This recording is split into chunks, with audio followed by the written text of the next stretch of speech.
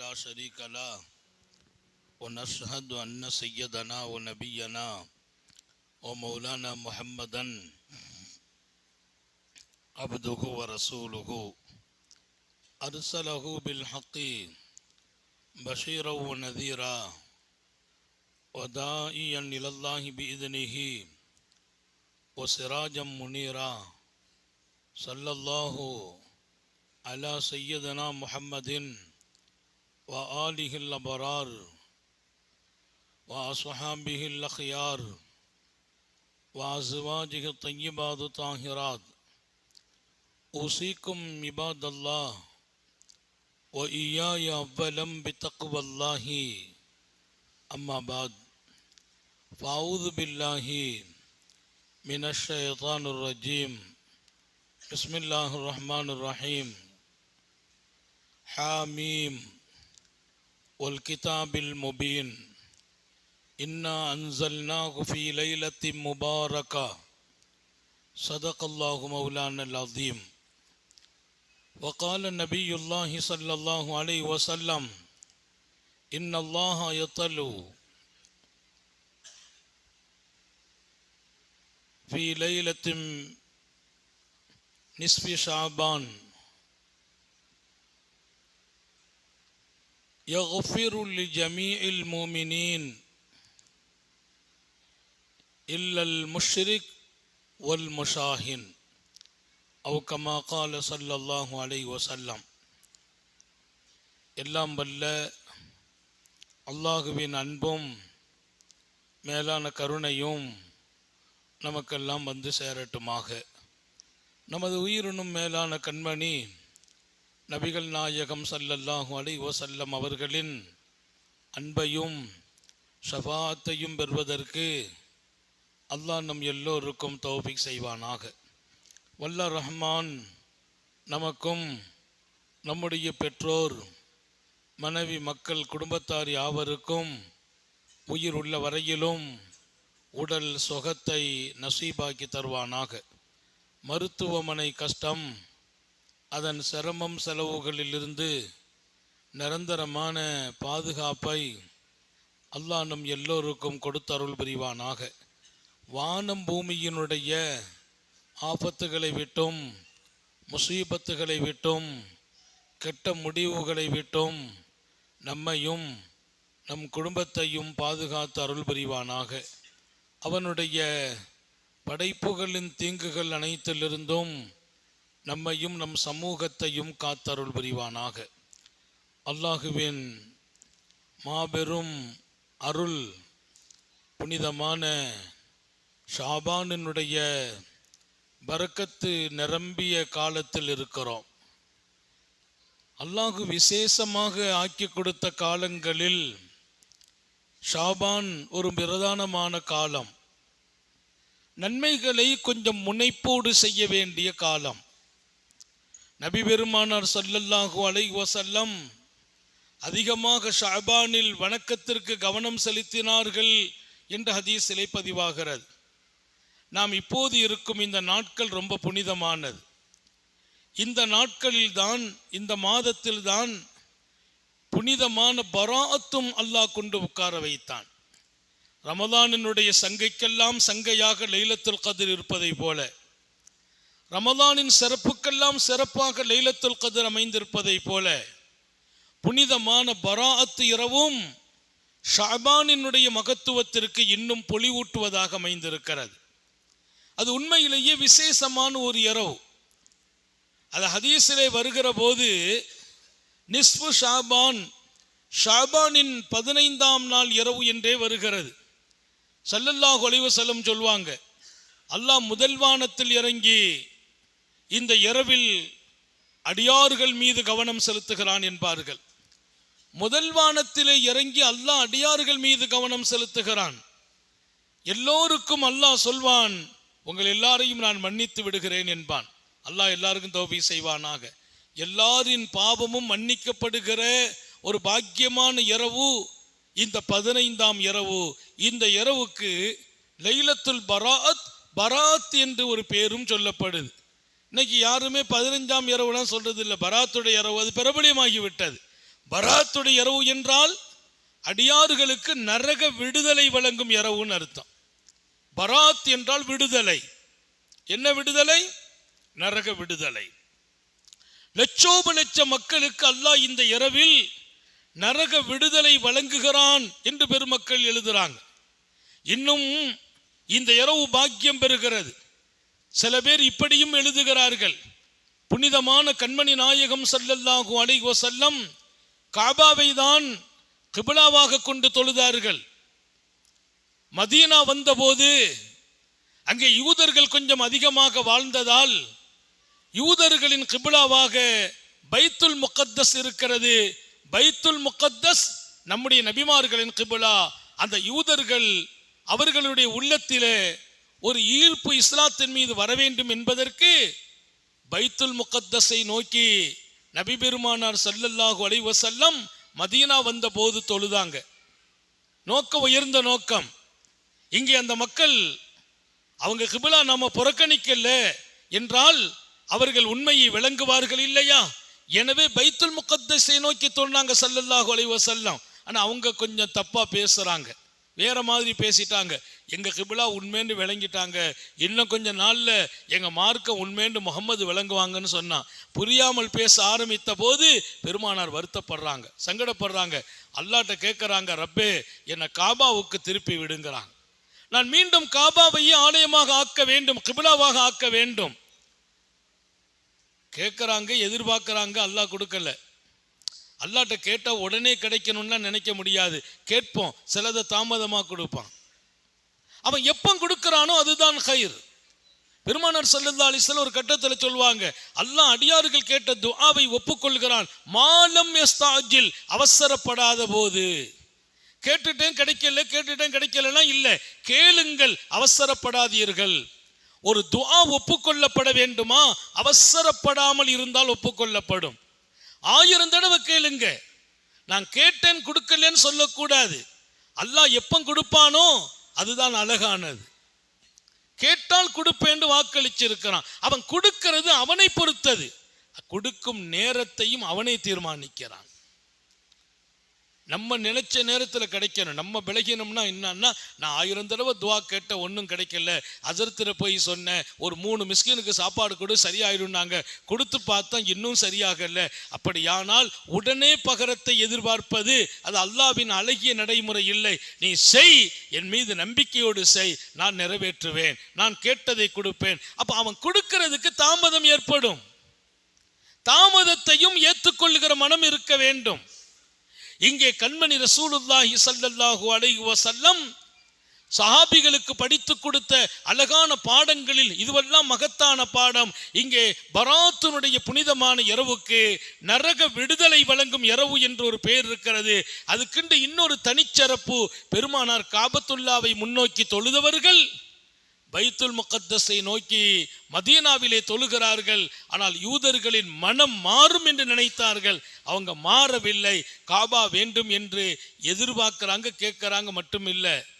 அல்லாஹ் குர்ஆன்ல சொல்றான், கதுனரா வஜ்ஹக தகல்லுப். அல்லாஹ் சொல்றான், கதுனரா வஜ்ஹக, பெருமானாருடைய முகம் அப்படி மேலே பார்த்தாங்க. குர்ஆன் ஷரீஃப்ல வருது, நீங்கள் வானத்தை நோக்கி பார்ப்பதை நான் பார்க்கிறேன். தொழுகையிலேயே ஏன் அல்லாஹ்வுடைய உத்தரவு வருமா? ஃபலனு வல்லி என்னக கிப்லத்தன் தரல்லா, நீங்க திருப்தி படுற கிப்லாவுக்கு நாம திருப்புவோம் அப்படின்னு சொல்றான். ஆனா திருப்பல்ல. பெருமானாருடைய முகம் காபாவில் வந்து நிக்கணும்னு ஆசைப்படுறாங்க. பைத்துல் முகத்தஸில் இருந்து மீண்டும் காபாவை நோக்க நினைக்கிறாங்க. சரி, நேருக்கு நேர் மாற்றம். பைத்துல் முகத்தஸ் அங்கன்னா காபா அங்க. அப்போ நேர் மாற்றமா திரும்பணும். திருக்குரானிலே சொன்னான், கதுனரா தகல்லுப வஜ்ஹிக ஃபிஸ்ஸமா, தாங்கள் முகத்தை வானத்தை நோக்கி திருப்பி இருப்பதை நான் பார்க்கிறேன். அப்படி நின்று எதிர்ப்பு தக்பீர் கட்டிட்டு பார்ப்பாங்க, அல்லாஹ்வுடைய உத்தரவு வந்துருமா, மீண்டும் காபாவை அல்லாஹ் முன்னோக்க சொல்வானா என்று எதிர்பார்ப்பு. வானத்தை நோக்கி பார்க்கும் பார்வை, அல்லாஹ்ட்ட கையேந்தி, அல்லாஹ்வின் நபி கேட்டதெல்லாம் கிடைக்கும். ஆனா கிடைக்கல. எப்போ கிடைக்குது? கிட்டத்தட்ட 16 மாதங்கள் கழித்து, 1.5 ஆண்டுகள் கழித்து நிறைய தஃசீரின் பெருமக்கள் எழுதுவாங்க, பெருமானாரை அவங்க விரும்பின கிபிலாவான உலகத்து மூமின்கள் எல்லாம் இதயத்தில் சுமக்கிற காபத்துல்லாவை முன்னோக்கி உங்கள் முகத்தை திருப்புங்கள், மஸ்ஜிதுல் ஹராம், காபாவை நோக்கி முகத்தை திருப்புங்கள். இந்த கட்டளை வந்தது இந்த பராத்தின் இரவில் என்று எழுதுறாங்க. தஃசீரிலே சில பேர் இந்த இரவு விசேஷம் மகத்தானது, பாக்கியமானது, மூமின்களின் இதயமாம் காபா அந்த கிபிலாவை முன்னோக்குவதற்கு அனுமதி வழங்கப்பட்டதும் இந்த இரவில் தான் என்று பெருமக்கள். இன்னும் இந்த இரவின் மகத்துவம் ரொம்ப கூடுகிறது. வானத்தில் இந்த இரவுக்கு ஒரு பெரிய பரக்கத்து இருக்கிறது. மலக்குமார்கள் இந்த இரவை விசேஷமாக அல்லாஹ்வின் தர்பாரில் வைத்திருக்கிறார்கள். மலக்குமார்கள் இந்த இரவை அல்லாஹ்வின் தர்பாரில் விசேஷமாக வைத்திருக்கிறார்கள்.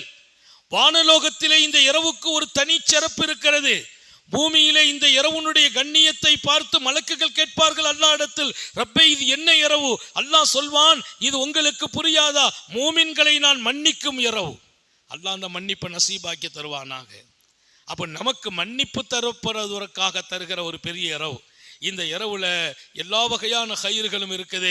நன்மைகளில் ஈடுபடுங்கள், வணக்கங்களில் ஈடுபடுங்கள், குர்ஆன் ஓதுவதில் ஈடுபடுங்கள், அதிகமாக தர்மங்கள் கொடுங்கள். இந்த இரவை நீங்கள் தூக்கி கழித்து விடாதீர்கள். பராத் இரவுங்கிறது தூங்குறதுக்குள்ள இரவு இல்லை, அமல் செய்ய வேண்டிய இரவு. பகலில் நோன்பு வையுங்கள். கூமு லைலஹா சூமு நஹாரஹா. ஸல்லல்லாஹு அலைஹி வஸல்லம் சொன்னாங்க, பராத் இரவில் ராத்திரி நின்று வணங்குங்கள், பகலிலே நோன்பு வையுங்கள். நான் போன வாரம் சொன்னேன், இந்த மாதம் ரசூலுல்லாஹ் நிறைய நோன்பு வச்சாங்க. நம்ம 3 நோன்பு வைப்போம். பிறை 13, பிறை 14, பிறை 15. வரக்கூடிய திங்கள், செவ்வாய், புதன். செவ்வாய்க்கிழமை அன்னைக்கு பராத் இரவு. புதன்கிழமை நம்ம நோன்பு வைக்கிறோம், எல்லாரும் வைப்போம். ஆனா அந்த 3 நோன்பை சேர்த்து வைக்கணும். திங்கள், செவ்வாய், புதன். இந்த 3 நோன்பும் சஹாபாக்கள் வைத்த நோன்பு, நபிமார்கள் கண்மணி நாயகம் பிடித்த நோன்பு. நம்ம ஊர்ல நிறைய பிடிப்பாங்க. இந்த மாசத்தில் அதிக நாள் பெருமானார் நோன்பு நோற்றதால் நமக்கு ஒரு வாய்ப்பாக அந்த 3 நாளையும் இன்ஷா அல்லாஹ் நாம் பயன்படுத்த அல்லாஹ் தௌஃபீக் செய்வானாக. அந்த இரவுகள் அதிகமான இபாதத்தில் இருக்கட்டும். இதெல்லாம் தாண்டி ஒரு செய்தியை சொன்னாங்க ஸல்லல்லாஹு அலைஹி வஸல்லம். இந்த இரவில் தான் அல்லாஹ் குர்ஆன்ல சொன்னா, ஃபீஹா யுஃப்ரகு குல்லு அம்ரின் ஹக்கீம். இந்த இரவில் மனிதர்களின் வாழ்க்கையின் அத்தனை அம்சங்களும் தீர்மானிக்கப்படுகிறது. ரிஸ்க் எழுதப்படுது, ரிஸ்க் எழுதப்படுது. அடுத்த ஆண்டு உன்னுடைய முடிவு என்ன, உன் இரணம் என்ன, தொழில் துறைகள் என்ன, வியாபாரம் என்ன, பரக்கத் எப்படி இருக்கும், இந்த இரவு தீர்மானிக்கப்படும். இதை குர்ஆன் சொல்கிறது. ஃபீஹா யுஃப்ரக் குல்லு அம்ரின் ஹக்கீம். எல்லா விஷயத்தையும் இந்த இரவு அல்லாஹ் பிரிச்சு எழுதிடுவான். நம்முடைய தலைவிதி, இந்த வருஷம் நம்ம ஹயாத்தா இருப்போம், எத்தனை பேர் மௌத்தாகிறாங்க, அந்த இரவில் நீங்கள் கேளுங்கள், அல்லாஹ் எங்கள் ஆயுளை நீளமாக்குவாயாக. துஆவுடைய இரவு இந்த இரவு. ரிஸ்க் எழுதப்படுது. எழுதப்படும் போது கேளுங்கள், அல்லாஹ் எங்க ரிஸ்கில் பரக்கத் செய், எங்க இரணத்திற்கு தடங்கள் இருந்தா நீக்கி வை, எங்களுக்கு நல்ல வியாபாரத்தை கொடு, விசாலமான வாழ்க்கை கொடு. அல்லாஹ்ட்ட கேளுங்க. இந்த இரவை தூங்குவதா, வீணாக்குவதா, இந்த புனிதத்தை கேட்டு பெறாமல் அதுக்கு பின்னால் உட்கார்ந்து கஷ்டமா இருக்குது, வறுமையா இருக்குது, தரித்திரமா இருக்குது, எனது ரிஸ்கை எழுதுகிற நேரம் கேட்க சொன்னார்களே, கேட்க விட்டுட்டோமே. எழுதும் நேரம். ஒருத்தர் ஒரு சப்ஜெக்டை எழுதும் போது கொஞ்சம் அட்ஜஸ்ட் பண்ணிக்கன்னா கொஞ்சம் மாற்றி எழுதுவார்ல. மனுஷனே இறங்குறான்ல. எழுதுறாங்க 51,000, அந்த 1,000 தள்ளி விட்டுருங்களேன், சரி பரவாயில்ல. சின்ன சின்ன விஷயங்கள்ல எழுதும் போது சொன்னா கொஞ்சம் அட்ஜஸ்ட்மெண்ட் நடக்குது. படைத்த ஹாலிக்கு எழுதுகிறான் நம்முடைய வாழ்க்கையை, அடுத்த ஆண்டுக்கான தீர்மானிப்பை, இரணத்தை, ஹயாத்தை, மௌத்தை. யா அல்லாஹ் எனக்கு இந்த ஆண்டு ஹயாத்தை நீடிச்சு வை. அல்லாஹ் எழுதிடுறானே, இவர் ஹயாத்து நீளும் என்று. எவ்வளவு பெரிய பாக்கியம். எனக்கு ரிஸ்க விசாலமாக்கு அல்லாஹ் எழுதிவிட்டால். பராத் இரவுல தான் பராத்தை பத்தி பேசணும். நான் அப்படி விரும்பல, அதை பேசுவோம். இப்ப நீங்க தயாராகணும். அந்த எவ்வளவு விசேஷமான இரவு. அதனாலதான் சாலிஹீங்கள் எழுதப்படும் அந்த இரவை மக்ரிபுக்கு பின்னால இப்படி ஆக்கிட்டாங்க. யாசீன் ஓதி கேட்கிற துஆவுக்கு கபூல் இருக்குது. 3 யாசீனை ஓதுங்க. ஒரு யாசீன் எங்கள் ஹயாத்தை நீளமாக்குன்னு கேளுங்க. இன்னொரு யாசீன் வாழ்க்கையில முசீபத் இல்லாமல் கெட்ட முடிவுகள் நடக்காமல் நோய் நொடிகளில் சிக்கிவிடாமல் பாதுகாப்பை தேடுங்கள். இன்னொரு யாசீன் யா அல்லாஹ் எங்கள் இரணத்தை பரக்கத்தாக்கி ரிஸ்கை விசாலமாக்கி கொடு என்று கேளுங்கள். ஏன் யாசீன் ஓதி கேட்டால் அந்த துஆ கபூல் ஆகும். அதுவும் எழுதப்படும் அந்த இரவில் மக்ரிபிலேயே கேட்டு விடுங்கள். மக்ரிபிலேயே கேட்டுருங்க. சாலிஹீன்கள் நம்முடைய முன்னோர்கள் அந்த மக்ரிபில யாசீன் ஓதும்போது நிறைய பேர் எஞ்சி போறது எங்க வியாபாரத்துக்கு கடைக்கு. நாளைக்கும் வியாபாரம் பரக்கத்து ஆகணும்லவா உட்கார்ந்து கேட்டுக்கிட்டு இருக்கோம். அவசரமா போறீங்க. எங்க போறீங்க? நல்ல நாட்களை நல்ல நாட்களாக பார்க்க வேண்டுமா இல்லையா? நல்ல நாட்களை நல்ல நாட்களாக எடுத்து நடக்க வேண்டுமா இல்லையா? வாய்ப்புகளை நழுவ விட்டு விடக்கூடாது என்று சொல்கிறேன். எனவே பராத்தினுடைய அந்த இரவில் மக்ரிபிலே நாம் உட்கார்ந்து 3 யாசீன் ஓதுகிறோம். அந்த யாசீன் என்பதும் மார்க்கமா சட்டமா குர்ஆனா ஹதீஸா என்பதை தாண்டி என் இரணம் தீர்மானிக்கப்படும் இரவு, என் ஹயாத்து தீர்மானிக்கப்படும் இரவு, எனக்கு என்ன முசீபத்து நடக்கும் நடக்கப்படாது என்று தீர்மானிக்கும் இரவு. அந்த 3 முக்கியம். வாழ வேண்டும், முசீபத்தும் நோயும் இல்லாமல் வாழ வேண்டும், இரண தரித்திரம் இல்லாமல் வாழ வேண்டும். அந்த 3ஐயும் முத்தாய்ப்பாக வைத்து மக்ரிபு தொழுத உடனே பராத் இரவிலே ஒரு யாசீனை ஓதி என் ஆயுளை நீளமாக்க அல்லாஹ், என் குடும்பத்து ஆயுளை நீளமாக்க அல்லாஹ், இன்னொரு யாசீனை ஓதி எந்த முசீபத்தையும் வாழ்க்கையில் வந்துடக்கூடாது, கெட்ட மௌத்து வந்துடக்கூடாது, போற வர்ற வழியில் ஆக்சிடென்ட்ல வாங்கிடக்கூடாது, விபத்துல போய் சிக்கிறக்கூடாது. என்ன நடக்குதுன்றே தெரியறது இல்லையே. நம்ம கரெக்டா ஓட்டிட்டு போற வண்டியை நம்ம ஒழுங்காத்தான் போதும். அன்னைக்கு ஒருத்தர் சொன்னார், நான் அழகா போனேன், சரியாத்தான் போனேன் ஹசரத், தொழுதுட்டு தான் போனேன், முன்னால வந்தவன் வேகமா வந்து என் வண்டியில முட்டி நான் விழுந்து என் முட்டு ஒடிஞ்சு போச்சுங்கிறார். அவர் சரியாத்தான் போறார், தொழுதுட்டு தான் போறார், கரெக்டா தான் போறார். நம்ம ஒன்றும் ரூட்டு மாறல, ரூட்டு மாறி வந்து நம்ம மேல இடிக்கிறான். முசீபத்து எப்படியும் வரும். நம்ம திறமையா ஓட்டிட்டோங்கிறது இல்லை, எந்த ரூபத்திலேயாவது முசீபத்து வந்து நிற்கும். முசீபத்திலிருந்து பாதுகாப்பை முசீபத்தை தீர்மானிக்கும் இரவிலேயே கேளுங்கள் என்கிறார்கள். அதனால பராத் இரவு ரொம்ப விசேஷமானது. உங்கள் பாவங்களை அல்லாஹ் மன்னிப்பதற்கு இன்னல்லாஹ் லயத்தலிஉ ஃபீ லைலத்தின் மின் நிஸ்ஃபி ஷஅபான், ஷஅபானினுடைய அந்த இரவில் 15ஆம் இரவில் அல்லாஹ் முதல் வானத்தில் இறங்கி யக்ஃபிரு லி ஜமீஇல் முஃமினீன், எல்லாருக்கும் மன்னிச்சிடறானா. ஒரு விஷயம் உங்களுக்கு தெரியுமா? பாவத்தை மன்னிச்சிறது தான் எல்லா இடத்துலையும் இருக்குது. சாபாக்கள் கேட்குறாங்க, எங்கள் பாவத்தை மன்னிச்சிரு. ரசூலுல்லாஹ் கேட்டாங்க, என் பாவத்தை மன்னிச்சிரு. நமக்குன்னு சொல்கிறான், ரப்பிக்ஃபிர் லி, யா அல்லாஹ் என்ன மன்னிச்சிரு. இப்ராஹிம் நபி கேட்குறாங்க. எல்லாருமே நபிமார்கள் என்ன பாவம் செய்தாங்க? உங்களுக்கு ஒரு விஷயத்தை நீங்க விளங்கணும். பாவத்தை மன்னிச்சிருன்னா பாவங்கள் இருக்கிற வரையிலும் ரிஸ்க் பரக்கத்தாகாது, நிம்மதி கிடைக்காது, சந்தோஷம் கிடைக்காது, வரக்கூடிய அருள் தடுக்கப்படும், நிறுத்தப்படும். அருள் இறங்கணுமா, ரிஸ்க் வரணுமா, நிம்மதி கிடைக்கணுமா, சந்தோஷம் கிடைக்கணுமா, அதுக்கு தடை பாவம். பாவத்தை விட்டு வெளியில வந்தாதான் அதை விட்டும் நம்ம நிம்மதி பெற முடியும். எனவேதான் அல்லாஹ் கேட்க சொல்கிறான், என் பாவத்தை மன்னித்து விடு. முஹம்மது ரசூலுல்லாஹ் கேட்கிறார்கள், சஹாபாக்கள் கேட்டார்கள், நபிமார்கள் கேட்டார்கள், நமக்கும் கட்டளை பாவத்தை மன்னிக்க வேண்டும் என்று. அதனால்தான் பராத் இரவிலே அல்லாஹ் உங்கள் எல்லோரின் பாவங்களை மன்னிக்கிறான். பாவத்தை மன்னிக்கிறான் என்ன அர்த்தம்? ரிஸ்கின் வாசல் திறக்கப்படும், நிம்மதியின் வாசல் திறக்கப்படும், சந்தோஷத்தின் வாசல் திறக்கப்படும், பிரச்சனைகளின் வாசல் அடைக்கப்படும். மன்னிப்பு கிடைச்சிட்டா போதும். மன்னிக்கப்படலைன்னா தான் பிரச்சனை. அல்லாட்ட ரிஸ்க கொடுன்னு கேட்குறோம், அதை தாண்டி என்ன மன்னிச்சிருன்னு கேட்டீங்க வைங்க, அல்லாஹ் மன்னிச்சுட்டா வைங்க, எல்லா சந்தோஷங்களும் உங்களை நோக்கி வந்துவிடும். நிறைய நேரத்தில் நம்முடைய பாக்கியங்கள் அடைவதற்கு தடை பாவங்கள். இன்னல் அப்தா ல யுஹரமு ரிஸ்க் பிதம்பி யுசீப் ஸல்லல்லாஹு சொன்னாங்க, எத்தனை அடியார்கள் அல்லாஹ்வின் மீது அவன் கொடுப்பதற்காக தீர்மானித்த இரணம், அவன் கொடுப்பதற்கு முடிவு செய்த பரக்கத் வந்து இறங்குவதற்கு அவனே தடையானான். எப்படி நாயகமே? அவன் இன்ன பாவத்தை செய்தான், அந்த பாவத்தால் வரவேண்டிய அருளை அல்லாஹ் தடுத்து நிறுத்தினான். நமக்கு வரவேண்டியது நிறுத்தப்படுது. ஆனா இங்க வருத்தமான ஒரு செய்தியையும் ரசூலுல்லாஹ் சொல்றாங்க. இந்த இரவில் அல்லாஹ் மன்னிக்கிறான் அடியார்களை. முதல் வானத்தில் இறங்கி அவன் மன்னிக்க வரும்போது நான் வீட்டில் படுத்து தூங்கிட்டா இருக்கணும். அதனாலதான் இந்த இரவை ஹயாத்தாக்குங்கள், நின்று வணங்குங்கள். ஏன்? ரப்பு மன்னிப்பதற்காக வருகிறான். அல்லாஹ் கேட்பான்ல, அவனை மன்னிச்சு அவன் எங்கேயோ உட்கார்ந்து இருக்கான். நல்ல இரவுல சில பேர் குடி பழக்கத்துக்கு அடிமையாகி போதையாகி நம்ம பிள்ளைங்களை எல்லாம் பாதுகாக்க முடியல.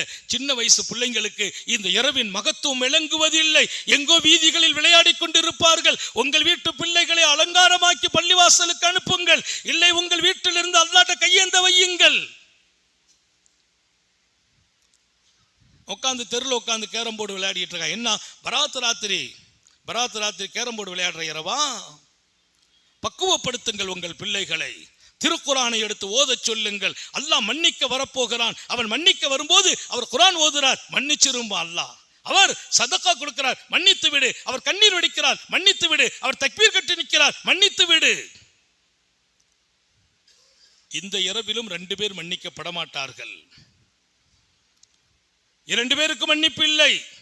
வேறு சில ஹதீசுகளில் 3 பேர் 4 பேர் என்று இருக்கிறது. ஆனா சஹீயான எல்லா ஹதீஸிலும் 2 பேருக்கு மன்னிப்பு இல்லை. யார் என்ற 2 பேர்? ஒன்னு முஷ்ரிக், அல்லாஹ்வுக்கு இணை வைப்பவன். அவன் தனித்தவன், நிகரற்றவன், துணையற்றவன், இணையற்றவன். அவனுக்கு இணை. அல்லாஹ்வுக்கு இணை வைப்பாயா, நீ மன்னிக்கப்பட மாட்டாய். அல்லாஹ் தான் பியூர், அவன்கிட்ட தான் கேட்கணும். அல்லாட்டையும் கேட்பேன், அவட்டையும் கேட்பேன்னா எனக்கு ரிஸ்க் அளிப்பவர் யாரு? ரப்பை தவிர யாரும் இல்லை. என்னை பாதுகாப்பவன் ரப்பை தவிர யாரும் இல்லை. இன்னைக்கு உலகத்தில் என்னுடைய நம்பிக்கை அவனால் கிடைக்கும், இவனால் கிடைக்கும், அதால் கிடைக்கும், இதால் கிடைக்கும். அவட்ட போனா ஏதாச்சும் சக்சஸ் ஆகும், இவட்ட போனா ஏதாவது சக்சஸ் ஆகும். யார்கிட்ட போனால் எதுவும் சக்சஸ் ஆகாது என் ரப்பு நாடாமல். அல்லாஹ்வை பற்றி தூய்மையாக நம்புங்கள், வணக்கத்தில் தூய்மையாக்குங்கள். அவன் விரும்ப மாட்டான், மன்னிக்க மாட்டான் இணை வைப்பதை. அவனுக்கு நிகர் அவனை மாதிரி இவர் நீங்க நினைச்சிட்டீங்கன்னா, ஏன்னா அவனை மாதிரி கூட சொல்லக்கூடாதுங்க. லைஸக மிஸ்லிஹி ஷை, அவனை போல் இவர் என்று சொல்லுவதற்கு கூட யாருக்கும் தகுதி இல்லை. ஷிர்க் அல்லாஹ் மன்னிக்காத காரியம். 2வது ரொம்ப விஷயம், முஷாஹின், விரோதங்களை சகோதரர்களுக்கு மத்தியில் உண்டாக்கியவன், பகைமை பாராட்டியவன், குடும்பத்தில் சண்டை போட்டவன், பகைமை பாராட்டியவன், நட்பை முறித்து கொண்டவன், உறவை முறித்து கொண்டவன். அவனுக்கு இந்த இரவிலும் மன்னிப்பில்லை. அல்லாஹ் நம்ம எல்லாரையும் பாதுகாப்பானாக. சையதுனா முஆத் இப்னு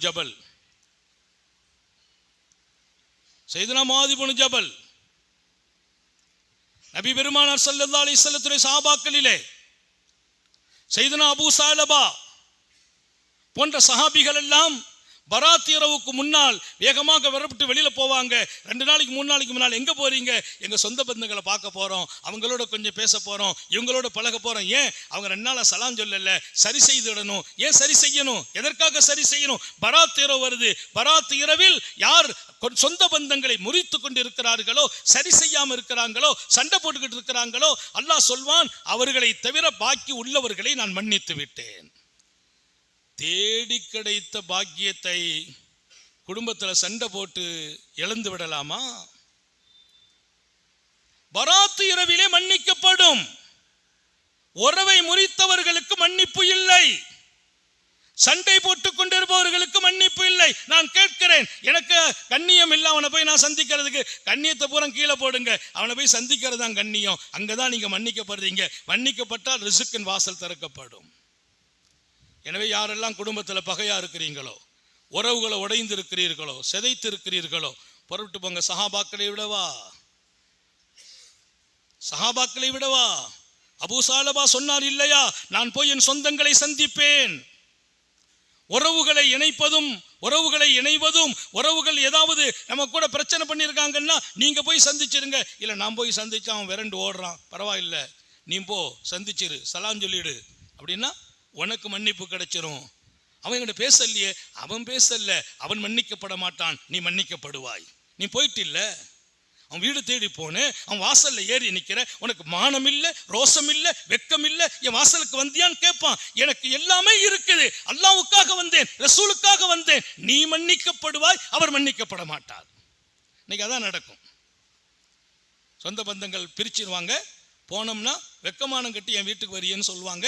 வெக்கமானம் கெட்டு போய் வந்தேன் என்று சொன்னாலும் மன்னிக்கப்பட வேண்டும். நாம் அல்லாஹ் போக சொன்னால் ரசூல் போக சொல்றாங்க, அதுல என்ன வெக்கமானம்?